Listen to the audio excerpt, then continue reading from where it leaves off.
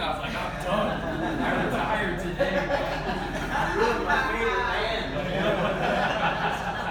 I'm just kidding. Hey, you know what? We should have ended the meeting with Jennifer.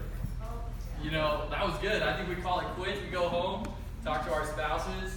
You know, the quickest way to double is to bring your significant other, right? You know, we can double the room. We bring our significant other. And so we really appreciate you. You know, you've been one of mine and Ashley's favorite speakers. We've heard you a couple times at different like Wealth Wave events, and you've come down here, and we appreciate you. Anybody a hunter in here? Okay, just a handful of hands. More of you should get into hunting. I'm just going to say that. I only started hunting about, well, just right after I started in the business, about 2014. Craig and I were actually, I went hunting for the first time with Craig. If you want to hear some stories, we should talk about it. But I went hunting for the first time in 2014, and it was something that I always wanted to do. My dad wasn't a hunter, and so I wanted to be a hunter. And so I started in 2014, and I had this idea of what a hunter does, and I've learned some lessons along the way that I think apply really well to our business. Okay. So when I first started like getting into hunting, I talked to Craig and I started talking to some other people, and then I just made the decision. Okay, I'm going to go out. I'm going to start doing some of this stuff. And I had this idea that hunters are like really rugged, tough men, that they go out and they do things that other people don't do and provide for their family and all that stuff, right? I get out. Craig and I go hunting for the first time, and it was like 4 in the morning. Like Craig and I were going to be serious hunters. And so we freaking scaled the side of this mountain that we think is like the spot, right? We are very inexperienced hunters. We think this is the spot to go hunting. And it's like 4 in the morning, pitch black out. We're still waiting for the sun to come up because that's what somebody told us, right? And then we see a Jeep drive by us. And we thought we were out in the middle of nowhere. And we're like, dang. And then like 15 minutes later, another Jeep. We're like, son of a... Like, we're in the wrong spot. Like, we see all these people, like 5 or 6 Jeeps and trucks pass us. We just see their headlights. We're like, we might be doing something wrong, you know? So we hike back down this mountain, go get in our truck, and drive all the way back. We follow these Jeeps back there, right? And then we start hunting that area. It was a successful hunt for me because I got to watch Craig fall down the mountain. We did not kill anything that trip, right? But I started to learn some things as I've hunted more. So here's the first thing I learned. The average hunter in Arizona, do you know where they hunt from? Any guesses? I heard somebody say it. Truck. They don't even get out of their truck. They just drive around on roads and hope to cross in line with like a deer or an elk. And if they do, then they get out of their truck and they pull the trigger. Right? Doesn't that seem a little cheap? You know what I call them? I call them weekend hunters. That's not hunting. That's not hunting, man. Right? And do you think these people get the biggest bucks or the biggest bull elk? No. Why not? Because they're on the road. Everybody else is on the road. Right? And so here's what I learned in our business, okay? Those people, I call them weekend hunters. They show up Friday night, they leave Sunday night, right? You have a whole week to hunt typically, but they hunt for about 2.5 days. And that's what they do, and that's what the majority of hunters in Arizona do. It's a norm, right? But they're not real hunters. They just show up every once in a while, say a couple things, and then call themselves hunters and go home, right? And I've seen that in our business. I'm just going to be straight with you guys. I've seen that in our business where we show up on Tuesday night, we say a few good things, and then we go home, right? And every once in a while, you'll have a big win, just like they'll get a big buck. But every once in a while, it's not enough to change your family's life. You get what I'm saying? And then you meet other people. I met a friend at church, and this guy, I thought I loved hunting. I've never met a man more committed to hunting. It's unbelievable. Like, he outdoes me when we start talking hunting, right? But this guy sleeps, eats, and breathes hunting. And he takes some big trophy animals, right? And you know what he does? You think he hunts from the road? I'm going hunting with him next year. I'm a little excited. But he backpacks in like 10 or 11 miles. And he's in the middle of nowhere. You're not going to see another human soul for a really long time. But you know where he finds the big bucks? Out there, right? He's willing to do some things that other people aren't willing to do. And if you want to be successful, if you want to be like a Terry Wenger or a Trevor Jensen, right? You've got to do some things that other people don't want to do, right? Jen, you started talking a little bit about some of those things, right? Trevor having to give up time with family. Giving up some of your hobbies, doing some of those things, putting what's most important so that you can create the lifestyle that you want, right? I love being around Terry. He's a great example of what this business can do, right? Because when I came into the business, I knew I wanted three things. I wanted to organize my priorities, right? My priorities, to me, and they're different for everybody, to me, it's God, family, and business in that order, right? But if you want those first two things, then you're going to have to make some sacrifices there while you're building your business. Because then you can put, later in life, you can put those priorities in place. You know what I'm saying? Like you can make God and family your number 1 and 2 priorities, and then business follows. And Terry's a perfect example of that, right? He's built a business for 25, 26 years that he made some sacrifices, right? Because, I married into the family. That's how I know Terry so well, right? I married into the family, married his oldest daughter. So Jennifer, it wasn't for me, I didn't have to convince my spouse, right? She was like, you better get working hard because my dad makes a lot of money and I want to make a lot of money. And so there was no convincing Ashley that I needed to do this business, right? She expected me to get out the door and go to work. But she knew the sacrifices that her dad had made, and now we get to see him live the lifestyle that he wanted to live. And you guys got to make the sacrifice, right? You can't just be a Tuesday night WFG agent.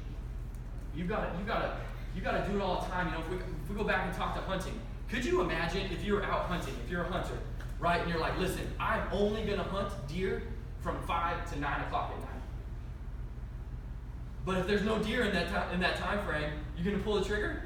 You're probably not going to, right? But sometimes we limit our WFG business to just that. We're saying, listen, I've only got Saturday mornings that I can work in the business. Well, that's just not true. It's just your priorities are out of order. And you got to change some of those priorities, right? If I didn't get it to Jeremiah in time, but if I were to draw something, have you guys heard of the X curve? Right, what is the X curve? I saw somebody shake their head. Wilson, what's the X curve? No, I was thinking of the S curve. S curve economics. No, X curve. Anybody know it? It looks like an X. Responsibility. Right? Increased responsibility. In the beginning of your business, you got a ton of responsibility, right? And you don't make very much money. But what happens is you do the business the right way. Your responsibility decreases, right? But what happens to your income? It increases, right? That's what the X curve is. Our business is a perfect example of that. What does an employee have? Do they live the X curve? They don't, right? I'll tell you, my dad, he's making the most money he's ever made before. He's 60 years old. Oh, there we go, look at that. Thank you, Jeremiah. That's the X curve, right? My dad's 60 years old. He's a big shot in his company. He's making more money than he ever has before. But do you know what he's also doing? He's working more than he ever has before, right? At 60 years old, he's putting in like 70, 80 hours a week. Comparison can be the thief of joy, but sometimes it's good to compare. I often look at what Terry's done and what my dad's done. I love my dad to death. I'm not knocking him here. I'm just being real with you guys. I look at what Terry's done and I look at what my dad's done. My dad has been with his company for 25 years. Terry has been with ours for 25 years, right? My dad works 70 to 80 hours a week at 60 years old. Terry does not work 70 or 80 hours a week at 50 years old, right? He doesn't need to because he's built a business. Terry makes 8 times the amount that my dad does, and he works probably 90% less than my dad does, right? It's crazy. It's crazy. That's what corporate America has to offer.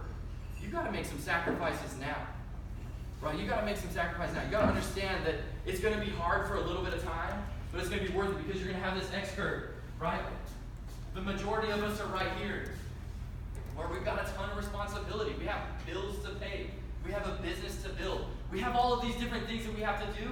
We're not making that much money. We're not building that much wealth yet. But there comes a time, but you've got to do the right things. Okay? So, just a couple things. This is what I'm going to finish with. I think there are 3 keys to being successful here. The first one is don't quit. I'm convinced that some of the success that I've had in my business is I've just been dumb enough to stick around long enough. right? Like, I'm not joking. People have come back around that had told me no at the beginning of my career. They've only come back because I'm here. I think that's true. Let's repeat after. If you're going to take some notes, take this note. This is what Monty Holmes says, right? I'm not a quitter. I'm a finisher. I'm a finisher. I'm a finisher. Right? Let's repeat it real quick. Ready? I'm not a quitter. I'm a finisher. I'm a finisher. I'm a finisher. Right? Okay, I want you to say that. I hate running. I say it like every day. I take my first step. I'm like, I'm not a quitter. Right? I'm a finisher. I'm going to finish this run. Okay? The second thing that I think you need to do is you've got to move from being an average agent to extraordinary. Right? You've got to commit a little bit more. You got to put in more time. You can't build your business just once a week or twice a week. You've got to be like Trevor. You got to live to build this business. You get what I'm saying? You got to do what it takes. The third thing is you have to learn to leverage leadership, right? You've got to learn to leverage leadership. The problem in every other business is that they don't have a mentor. Okay? I'm so excited to have Trevor here. Kendall McCray and I had a call with him on May 16th. I just checked my notes. And this is the importance of leadership, and this is what I'll finish with. I'll just kind of edify a little bit more Trevor what he's going to be saying later tonight. I'd always been taught that as an SMD, you should do 10,000 points in 2 recruits. It's kind of what I'd heard throughout the company, right? And so I did a pretty good job of trying to hit around 10,000 points and do 2 recruits a month, and I thought I was doing pretty good. I was on a call with Trevor in May, and he was asking me a little bit about my business, and I said, yeah, I average around 10,000 points. And he's like, 10,000 points? He's like, if you're an SMD in my organization, you wouldn't be a very good SMD. That's legit. That's what he said. You remember, Trevor? And I wasn't even offended at all. I was like, dang, man, I'm not a very good SMD. Right? Because I was thinking to myself that 10,000 points was good enough.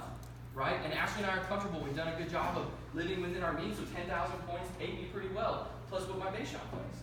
Right? But then Trevor said, hey, listen, you got to raise your standards. A good SMD in my organization does 20 to 30,000 personal points. You're not even a good SMD in my organization. I'm like, oh snap, right? And so in May, he gave Kendall and I that challenge. And I'll be honest, I haven't hit it every month since then. But since then, I have hit it a couple times, right? And it's changed my thoughts and my identity about what I need to do in the business. I've cash flowed more over the third quarter than I did in the previous quarters, because I was able to leverage leadership. I was able to learn from somebody that was able to tell me something I was doing wrong. If you were in any other business, that wouldn't happen, right? And so I think those 3 things are what you guys need to do to be successful here. Don't be a weekend hunter. Don't be a Tuesday night WFG agent. You guys, I don't have time. I'm out of time. He keeps pointing at me, right? I just can't tell you how much of a blessing it's been to be in our business. It's just like my whole family's life changed because of WFG, right? Like my wife and I we paid $60,000 for fertility treatments in cash because of WFG, right? We paid $15,000 last year to adopt our daughter, and we paid it in cash because of WFG, right? You can do so many things, but there's just a little bit that we require of you.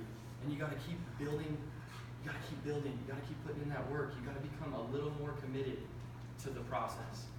And if you do, you can build a lifestyle like Terry's, like Trevor's. I would challenge you to look at yourself, figure out what your expectations you set for yourself, and learn how to raise those expectations. Does that sound good? Yep. All right.